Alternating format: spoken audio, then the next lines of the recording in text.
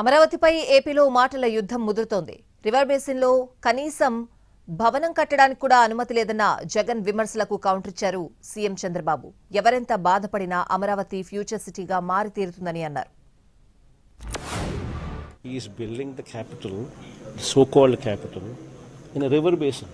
Nobody is allowed to even build a building in a river basin. I do not know where the fuse and the plug is.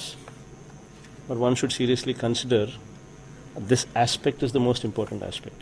See, Vijayawada is here, Guntur is here, Amaravati is here. 40 kilometers from Vijayawada, 40 kilometers from Guntur. ఇది green field city.